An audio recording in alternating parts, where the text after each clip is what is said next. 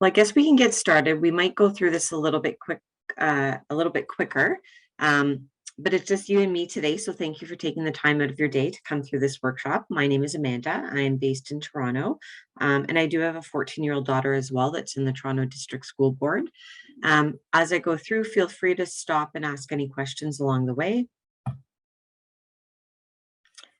So I'm part of TELUS Wise. I've worked at TELUS almost 22 years. So I like to say I got started when I was 10.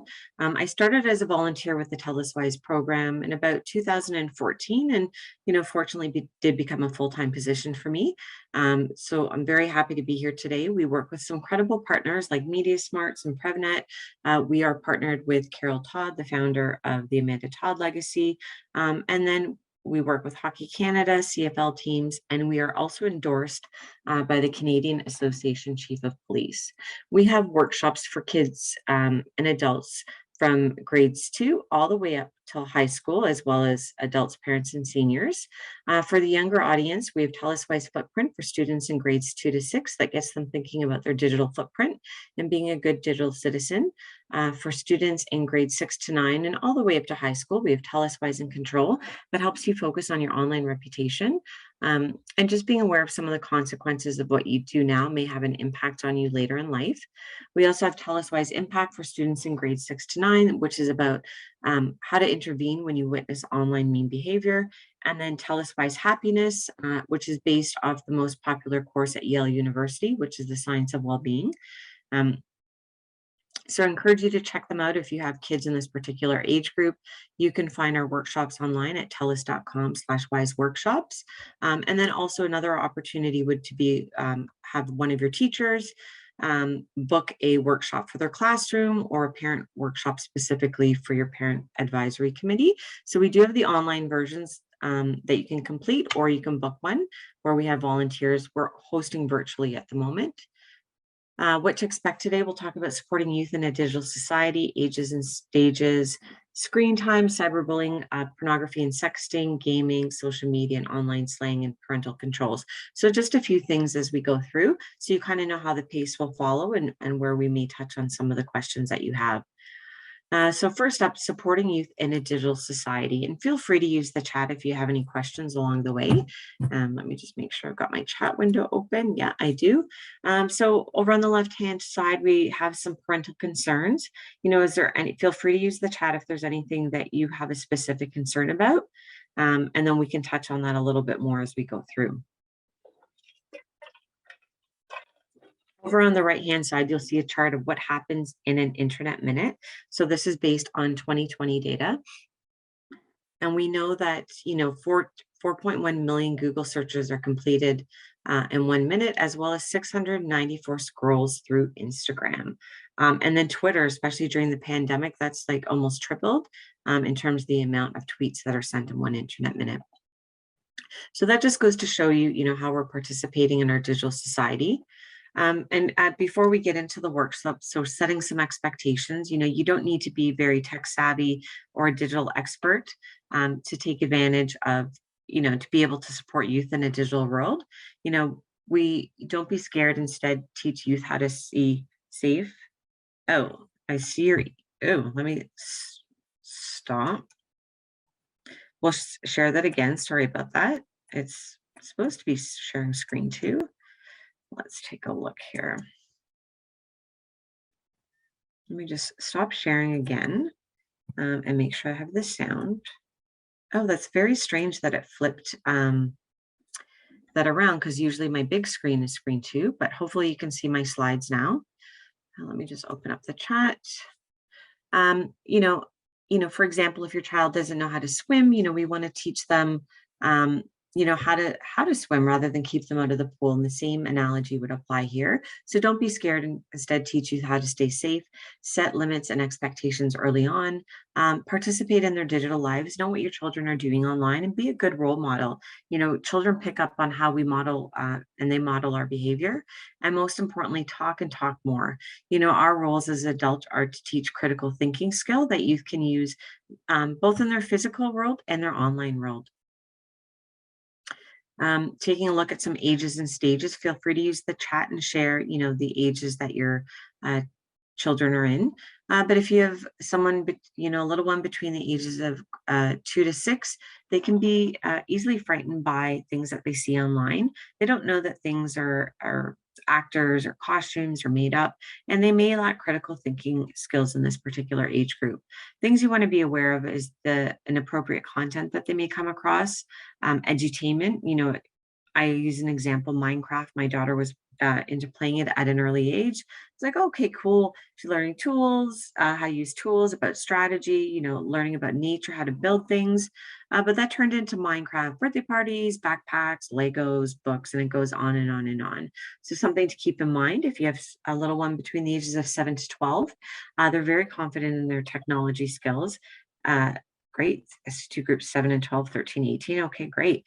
They tend to watch more videos and play more online games, and they're starting to enter the world of social media.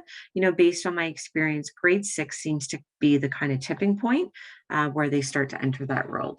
And again, we really want to talk to them at this point about their digital footprint. The minute that they can post something, like something, comment, they need to start thinking about their online reputation. And, this is the best age to set expectations about doing the right thing online and screen time. The earlier that we introduce expectations or ground rules, the more likely they are to stick. And, myself, I've got one daughter that's 14. They're definitely developing their autonomy.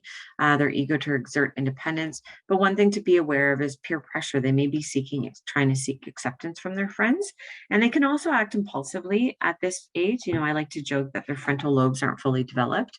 And, when you get a group together, they may act irrationally sometimes. And social media is king at this particular age. So trending is like TikTok and Instagram. That would be a big one. And we'll talk a little bit more about apps. But in this particular age group, you want to think, let them know about privacy, like keeping their accounts secure so that, random people can't follow them, getting them to think about, what they post online, how they can be represented. And because we're getting into social media, we're opening it up more where uh, there's room for misinterpretation. So there might be cyberbullying. You might feel like they're always living on their phone or a device or a gaming system. But this is also an important age as well to start talking about healthy relationships and what that looks like, as well as sexting, the sharing of intimate images. One topic that's been top of mind is screen time, especially during the pandemic. The Canadian Pediatric Society recommends no screen time if you're under the age of 2. And that can be harder said than done. I know myself personally, I grew up with TV, so did my daughter. But the rationale behind that is that it's kind of like digital heroin. Their brains are not fully mapped out, they're still developing, and we're kind of changing the way that their brain develops. But don't ever have like mom guilt or shame or anything if you do pass them a screen, but everything in moderation. When it comes to 2 to 5 years, they recommend less than 1 hour per day. And when it comes to 5 and up, there's no straightforward rules. So I see that you have kids in 2 age groups, so that means you have more than one, and you'll realize that your kids aren't the same. They may act different. And the same applies, but the general rule is, if they're getting going to school, they're getting social time in or face-to-face connections, doing their homework, eating, chores, physical activity and sleep, it doesn't really leave much time for screen time. The sweet spot's of around 4 hours per day in general, if they're doing everything that they need to do, like that would be the maximum you'd want to do. But we know that that's easier, harder said than done, especially during the pandemic. So keeping that in mind, but from a mental health perspective, they say anything more than 2 hours a day. That's when you kind of feel some of the depleting effects. But realize that not all screen time is created equal. Playing an educational game or coding is very much different than watching someone unbox something on YouTube or play with slime. So when it comes to screen time, model good media use. Use screens mindfully. Don't have TVs on in the background or other monitors if they're not needed. Set household rules. And a very big thing is to co-view. Know what your kids are watching, and you can use this as an opportunity, as a jumping off point for what they like to do in their physical world. And then you can, maybe they really like dinosaurs as an example. Then you might want to take them to the exhibit ROM if it had dinosaurs. So just good to know what they're up to. And and what they're talking about. And so, we want to minimize screen time for young kids, and maximize it for older kids. Um, and then when it comes to cyberbullying, which is a big topic, we know 40% of Canadian youth have been cyberbullied in the last month, and 67% say telling a trusted adult would help. But when it comes to cyberbullying, if your child approaches you, listen, provide support, and remind them that it's not their fault. We don't want to ignore or minimize it like, oh, bullying is just part of life. It shouldn't have to be. Develop a plan together and don't escalate it without discussing it first. So if there's an incident where your child's being cyberbullied, have a conversation, because again, back to that critical thinking skills, you want them to be involved. And then another thing is stay calm. I think our instinct nature as parents is we want to take care of our children, and that instinct comes out that we want to protect them. And we might think, oh, the easiest way I can protect them is to restrict them. But so many youth rely on their devices to learn things, connect with friends, for emotional support. And that's the number one reason why kids won't tell their parents if they're being cyberbullied, if they feel that they're going to take their devices away. So it's a lose-lose situation all around. And think about it, your child may not have done anything wrong, and now they're being penalized for it. So keep an open mind when it comes to that, and let them know where they can go for support. Kids Help Phone if you're unavailable, cybertip.ca if it involves intimate images, and then, obviously the police if something more serious or physical threats happen. I'm going to play you a video called The Power of One Mother. I'm just going to make sure I have sound on there. Perfect.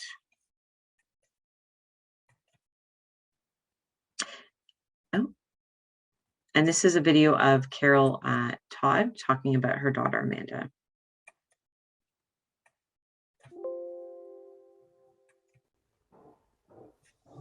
I think it's really important that we share our stories because we learn from each other's stories. I've learned a lot from Amanda, her life and her death.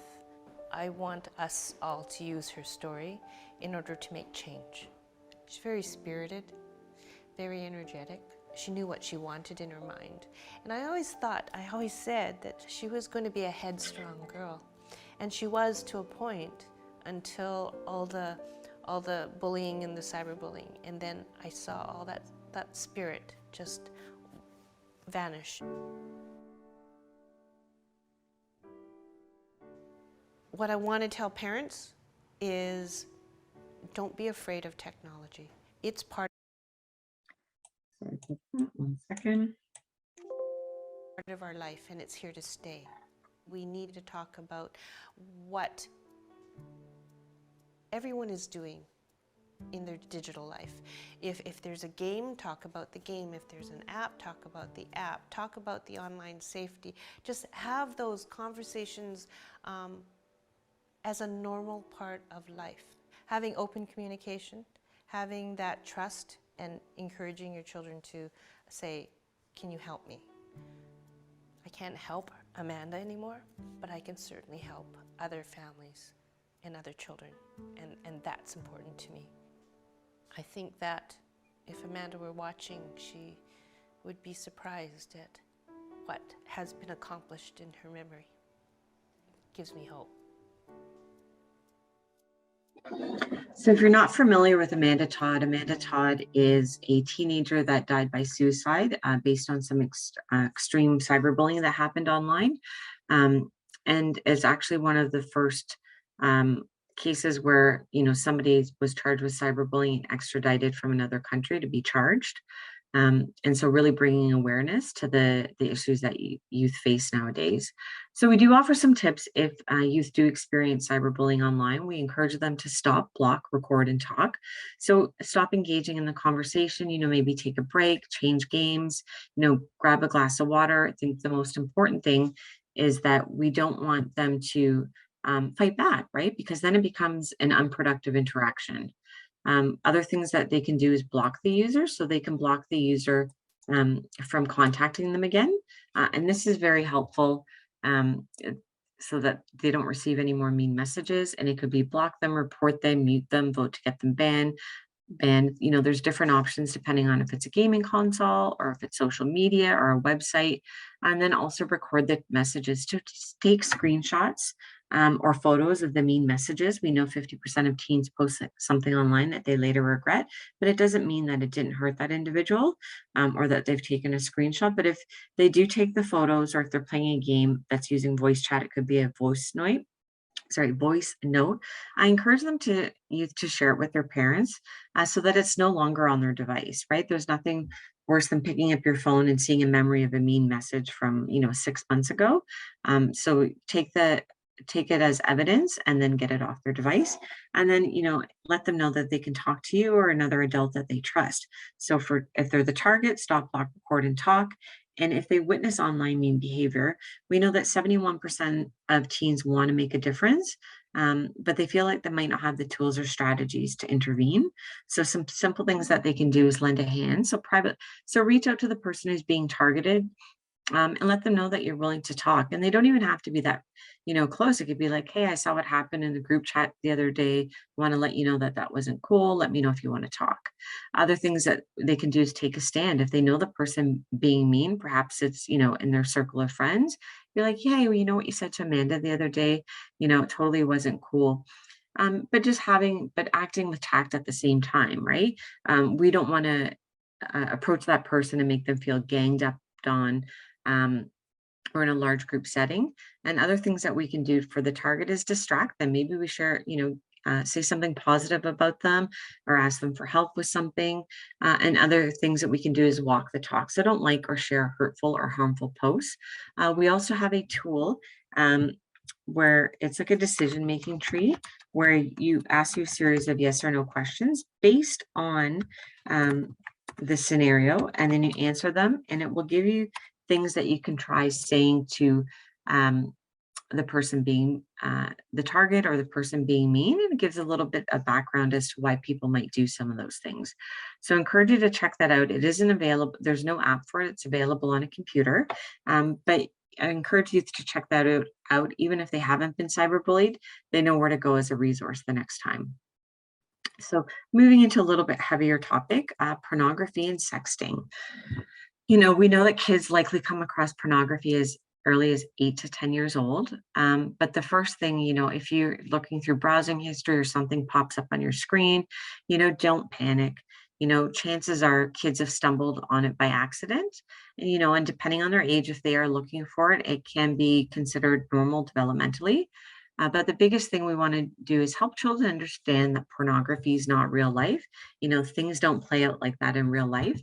Um, and that the videos or the relationships being portrayed in these types of videos are not healthy.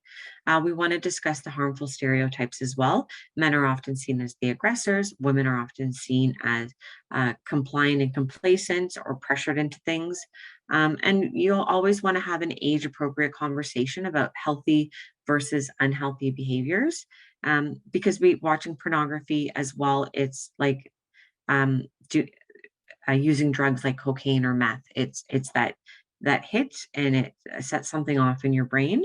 There are a lot of great resources on, if you go through the cybertip.ca website, that's the Canadian Center for Child Protection.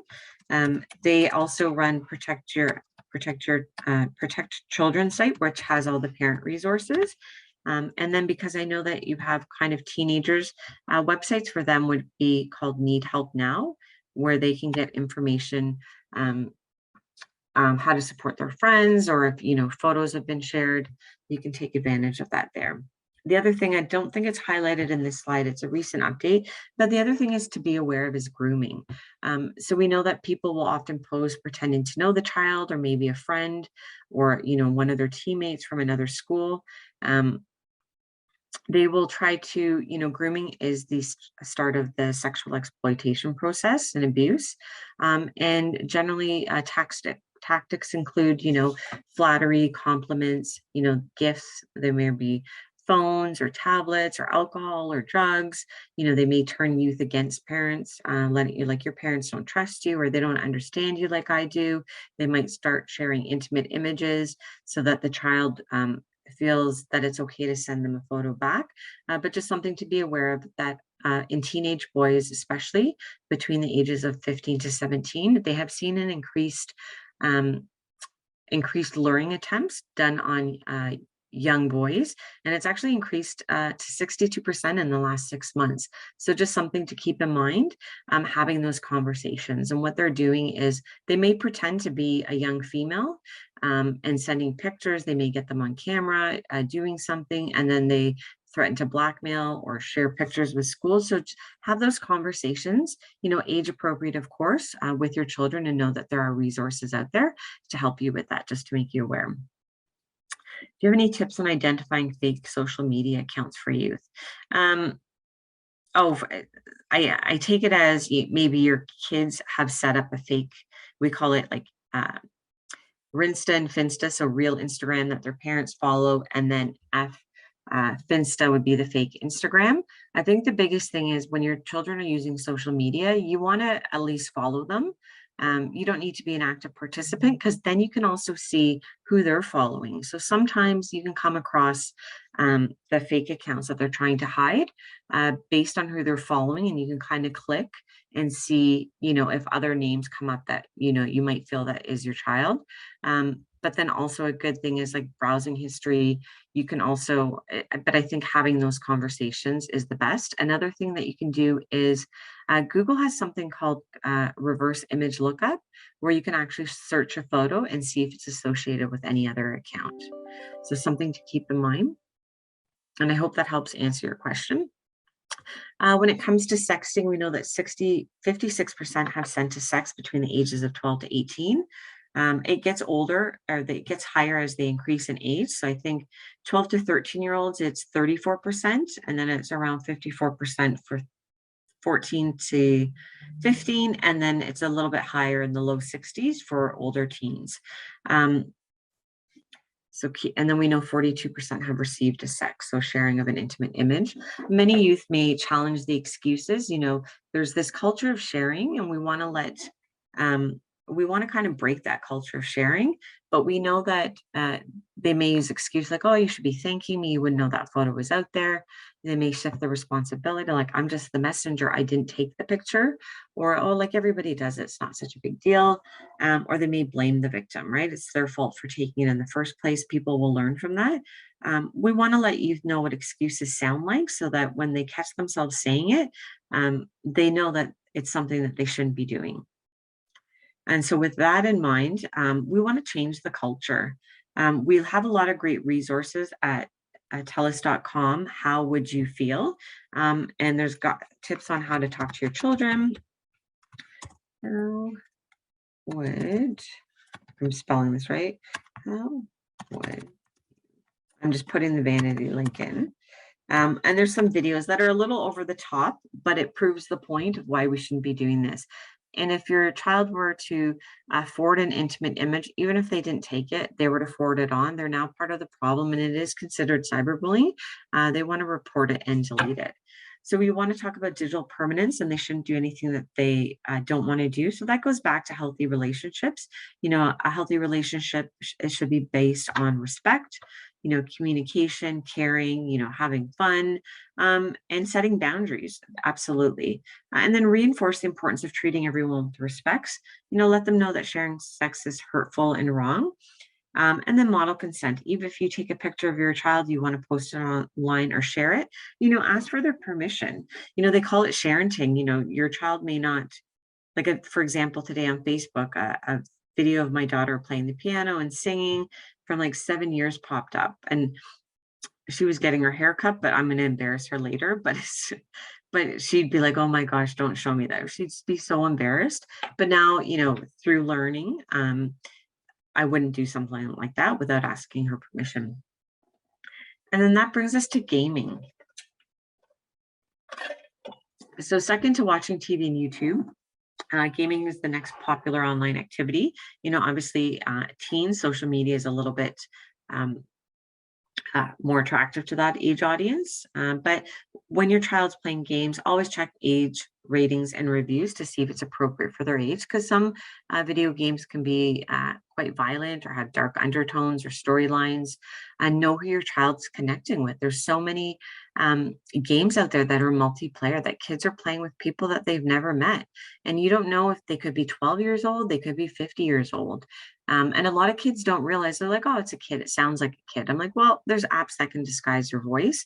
So really know who they're playing with. And depending on the game, they might be able to play with other friends, create little groups, or go on their own server so that they're only playing with people that they know.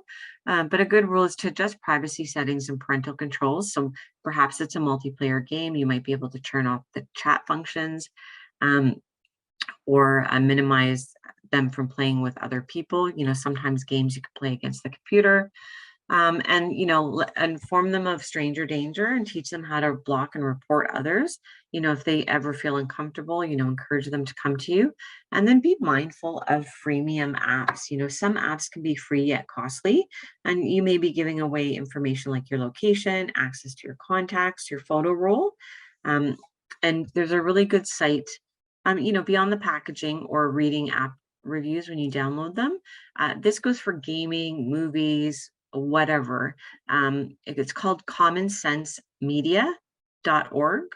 It looks like they're going to a paid model. You get about 4 searches a month on average. But that's just something new that came up, but it will let you know if it's appropriate for your child to play. Parents rate it, kids rating, you can see comments. An example, the biggest trend as of late that seems to be a buzz for a parent topic is young kids watching Squid Game on Netflix. If you haven't heard of Squid Game, the premises is about people in dire situations that are selected for a game that they can play, and the last person standing wins millions and millions of dollars. It is based on childhood games. That's the appeal, but a lot of people die after each game. And there's like kids that are like sneaking the phones into bathrooms to watch this. It's actually recommended. They don't recommend it for youth under 16 years old just because of the dark undertones, but they'll give you discussion questions as well for games, books, movies, etc. So I encourage you to check that out. And then when it comes to social media, we've got some of the top apps listed here. The one that only one you may not be familiar with is Twitch, where it's a live streaming video platform, which is appealing to strangers. The big concern there is that you can actually pay people to do things where they earn coins that they can turn into cash. But it is big in the gaming community. We do have a social media guide on our website, and I'll show you where you can find them afterwards. They go into all these apps a little bit more in detail, and they'll give you, tips for adults and tips for supporting youth, and just things to be aware of. And though, even if you have your child's account set to secure, meaning somebody has to request to follow them, the settings aren't foolproof. There's still a risk that your child would be exposed to inappropriate content. Some recent articles, there's a child's game called Roblox, kind of like Minecraft, but different. But it's for a younger audience, where there's like an underground strip club scene there, or there are some games where there's extremists, where you can run people over. So just be aware, even the most innocent, best intentions of games, there are some risks there. And that's why it's really important to always talk with your child, to let them know what the risks are. But we also want to know that they're growing up in a digital society. And, we want them to use technology safely and responsibly, the way that it was intended to, but let them know that they can always come to you to talk about it, because we're all in this together, and we want to be able to support each other. And then that brings us to online slang. So sometimes you may hear your kids say things that you have no idea what they're talking about, but do know that online slang is there. And, a good website that I go to sometimes if I don't have a clue. I have a teenage daughter. She usually tells me, but urbandictionary.com. You can pretty much put anything in there, and it'll give you what the meaning is behind that. But usually asking your kid, as long as you don't start using it, they're probably fine with that. But when you start using slang back, they're kind of like, oh my gosh, that's so embarrassing. And then also know that social emojis also represent certain things as well. Like a frog, for example, could mean that you're calling someone ugly. Or there's different fruits and foods that can be used for sexual undertones, or certain emojis that represent drugs. So, if you see something suspicious, maybe ask your kid or go online to see what the hidden meaning could be. And then lastly, it comes down to parental control. So what can we do about all of this? Education is key. Remember, solutions aren't foolproof and don't replace open dialogue. Respect privacy and be transparent when if you're checking in on your child's device. And parental controls work best if introduced at an early age. So when it comes to parental controls, they can filter and block unsafe or inappropriate content. You can limit usage and or restrict access to apps. And then you can gain insight to contacts and messages. When it comes to the monitor piece, gaining insight into contacts and messages, these are usually paid services. And you can see pcmag.com for reviews and recommendations as to what the best one would be. But even still, when it comes to the monitor, if they're using words that could be associated with self-harm or depression or drugs or different things, you might get an email notification, but you may not necessarily be able to read the direct messages. So do your research on that if that's what you're looking for, but know that there are some built-in features that you can take advantage of already free of charge. So if you're using Apple devices in your home, they have something called Screen Time, where you can go in and you set up family sharing. So I'm the head host in my family on my app. I'm the owner of the family, and then I invite my daughter to that. So now that she's part of the family, I can set limits. I can restrict her to 1 hour of Instagram a day, 1 hour of YouTube, whatever the case may be. I can block certain websites, but if she uses up that time, after an hour, she can still send a request to ask for more time, and then I can approve it or decline. So it's, a great way to get them to clean their room. So you can have those features or just set them all off at a certain time at night. The other thing that you can do if you're using Android devices, and even if you have family members that are, even if you have a child with an Android and you have an Apple phone, you can download.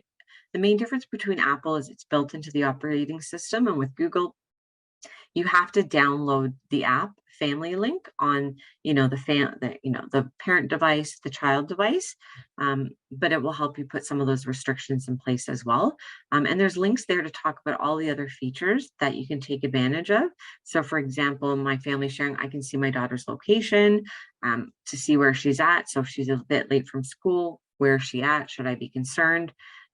So definitely things to keep in mind. And then depending on your Wi-Fi router at home, I know some parents that unplug the Wi-Fi router before they go to bed. And it's kind of like, well, you don't get to use the internet then if you want to.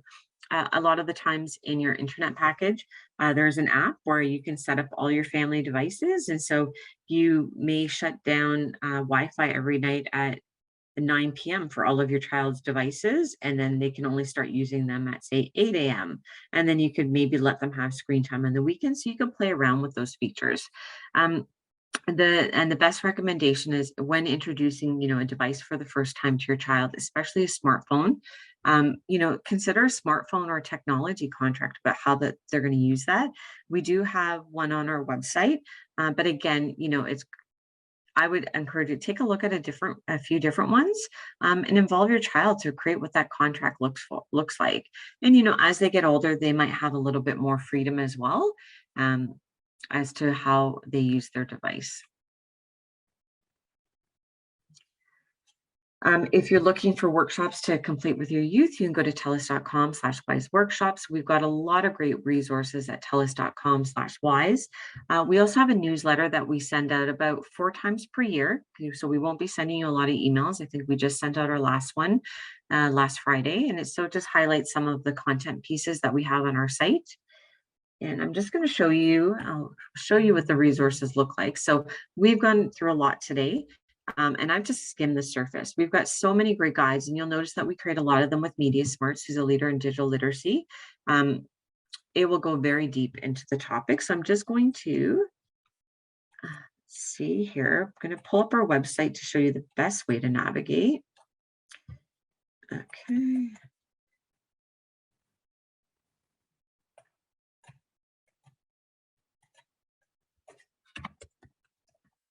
So TELUS.com/wise. And it's gonna go back because it keeps bringing me there. Sorry.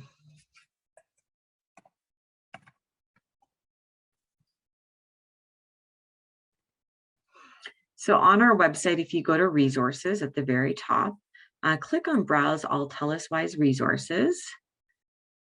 Because we have a lot of resources, so you can filter adults and parents, and then guides and resources, and that'll just kind of like clean up the list because we have so many. Like you'll see our latest research from about cyberbullying and sexting during the pandemic, and a lot of different parenting guides and resources that you can use, or tip sheets that you can share as well. So everything that we've talked about, if your child's a gamer, we have a detailed guide there. I'll just For example, I'll just pull one up for the visuals. You can see that it goes through things a little bit more in depth. So I encourage you to check out our resources. Let me just go back to my presentation. And at this point, I will open it up to see if you have any questions or anything else that you wanted to chat about specifically. Hi, Felicia. Hey, hi Amanda. I guess another question I have, like, thanks for answering the question about the fake accounts. I guess my other question is, are there any, like, you mentioned the Google backwards search of Yeah. of images, right? So I guess another question is, how,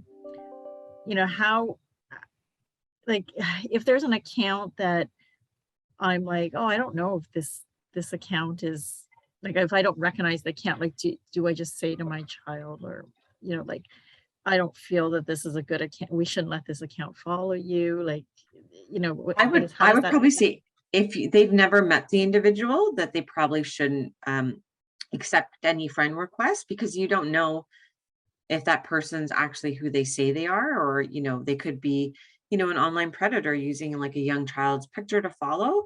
So a good rule of thumb is like to keep their social circles small, and know who they're connecting with, and know what apps that they like to use online, because you'll get a sense of how they create their usernames, kind of what their persona is. So then you go searching for it, because they might have different names on Instagram versus Snapchat, or on a Discord server, they might have something else. And if you generally know like one of their close friends' emails, you could just find and see who's connected, just seeing that to see if there's a theme there. Um, I had a recent incident where my daughter's friends, I got that phone call, but something happened online. And they're like, it turns out she had like a secret Instagram account, but they were able to like go through friends' profiles to see, oh, she might use a name like that. And that's how they were able to find her account. Um, she has since been banned from technology use, social media use in the meantime. But that was when my heart sunk. It's like, please don't tell me my child was involved. But it was through other friends that they figured out the secret account. And a lot of questions came up, because sometimes, you know, what they create on their accounts. One thing is, if they have their device, if you think they're managing multiple Instagram accounts, as an example, if you sometimes I tell my daughter I'm going to spot check her device, or I have to put my fingerprint on it. So you can have your password, your privacy, but if I want, my fingerprint will unlock device as well. And occasionally I'll just go through and scroll, just to see what's going on, or check some browser history, and setting those expectations. But if you go into Instagram, if you click at the bottom, you can see if they're flipping back and forth between accounts. So it's more creating that awareness. And remember, like, we're the parents in this situation, we're the adults. Like, we don't want to strong arm them, but we want to have that conversation and let them know that we're doing it to make them feel, to keep them safe online. But sometimes you have to be a little crafty and see who they're following. And sometimes just, you're not requesting to follow them if their account's private, but you're kind of seeing who's connected to who. So I hope that helps. Okay. I try to follow, like, not only my own children's, but, um, like, my, like, other family members as well, right? So we Yeah. all try to, it takes a village, right? Trying to, Yes. And if you have cousins or like younger kids that follow them, they may alert you. Yeah. So it's good to, like, family and friends to kind of have that network, because they might catch something that you don't, because who has time to be on social media all day? And so I reckon, like, you have tweens and a teenager. Are they boys or girls? One of each. So One of each. yeah. Okay. So one thing, I don't know if you heard about in the media lately, there was a whistleblower at Facebook. So Facebook was going to, so Facebook owns WhatsApp, Instagram, etc. They have research that basically they know Instagram is bad for kids and their self-esteem, especially young girls.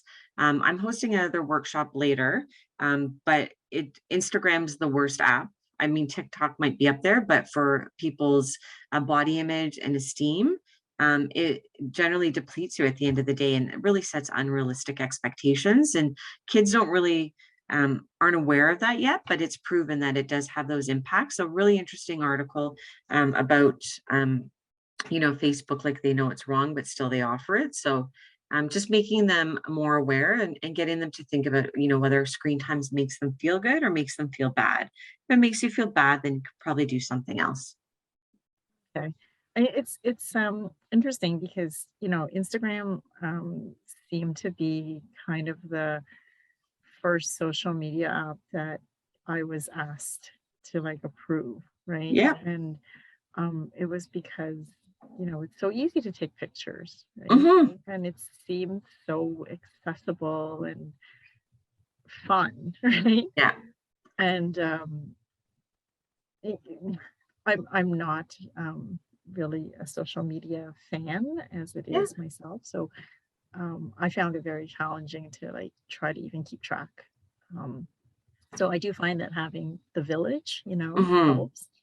But it's interesting, that you mentioned that um, how so Instagram is so detrimental to mental health of Hmm.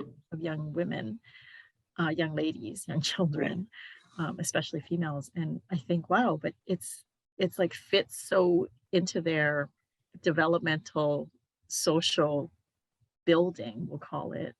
Hmm. And it's really too bad that it actually is detrimental, that you mentioned. Hmm. Gives me a lot of thought that, maybe that Instagram, keeping the tight lid on the Instagram would be more of a tight lid on the Instagram would be a good idea. And then, or sometimes, like if you try to restrict it too much, they're going to they can sign into somebody else's account. I think it's really having those conversations and talking about the impacts and maybe who they follow, right? If you notice that, um, a lot of young, eating disorders, like maybe they don't follow models or influencers, or things that might be triggers or make them feel bad about themselves. It might be limiting the audience to maybe just their friends and not just people that they see online, because sometimes it can make you feel bad about yourself. Like my place always looks like it's trashed because somebody's always got dirty dishes. The dog carries socks room from room. And it's like, there was one point where my apartment was always clean. There was never a mess. And now it's like, I don't even take pictures because I'm like, oh, I don't want to put that on social media because they're going to think I live like this every day. I just can't keep the place clean. But we're comparing ourselves when we're online, right? Comparison's good because it gives us something to weigh ourselves against, but you can definitely have some heavy weighted emotions. One course that you might want to consider on our online workshops to complete with your kids is TELUS Wise Happiness. So it focuses on digital well-being. And there's a really good podcast by Laurie Santos. She's the professor at Yale University that created the science of well-being. She actually has a workshop. They're trying to so they call it the Happiness Project because essentially it talks about science and how um, happiness, is a big indicator of like having a better life. And, kids that are happy when they're like teenagers are generally going to make more money and be happy as adults. But there's a YouTube video that she has called Homeroom Lab. And it's really great for especially grades 6 and up, getting them to think about, really managing their mental health. Um, and why that's important even at such an early age. And it talks about how social media can impact that as well. Because it tried Okay. to limit Lori it. Santos, you said, right? Lori Yeah, Dr. Laurie Santos. Santos. Yeah. Okay. The happiness, she has a podcast, The Happiness Lab, really good. But Happiness Homeroom. There's a YouTube video. She has a great voice. She's very well spoken and always ties it back to science. But yeah, highly recommend that.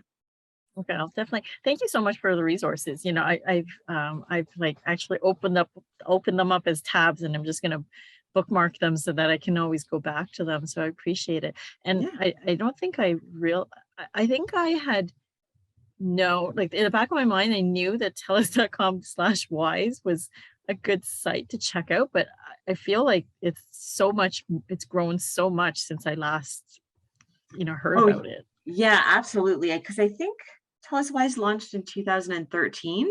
I'd say about since 2018, we've been really pumping out a lot of information, whereas before we didn't even, because we had to redesign our website, but lots of great resources. We're always looking to bring net new content. Like hosted, we did research on sexting and cyberbullying. So we had Erica M, who's a former Much Music VJ, host. BJ. Yeah. I was like, Erica M, why do I know that name? But she, with Dr. Wendy Craig, who was part of the research, we had a Facebook Live event talking about, how we can support our kids, the impact. Then we have one coming up in the fall in November about online discrimination around race and stuff. So talking about that. So adding in, we try to do about 4 Facebook Live events or virtual events on different topics. But yeah, definitely. And we put out about 4 articles a month on our website as well. And then obviously connected closely with, schools and different, awareness days like Pink Shirt Day, Cyberbullying Day, on and on and on, because there's a day for everything, even your puppy day, right? So yeah, feel free to check back on the website often or sign up for the newsletter. Well, thank you so much. I really appreciate it. And Yeah, no problem. there's so many resources out there, but it's like trying to wade through to find the ones um, that are actually true, right? Like, and not misinformation. Like, so Yes, finding trusted source is important. So thank you so much. I really no appreciate problem. that. Thank you so much. You have a great day. Thanks, you too. Bye for Bye now. bye. Enjoy the rest of the conference. Thank you.